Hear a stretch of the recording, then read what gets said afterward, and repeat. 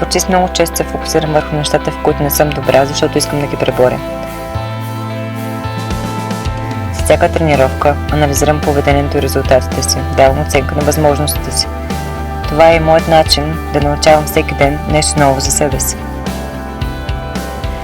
Защото не е важно колко тренираш, а колко умно тренираш.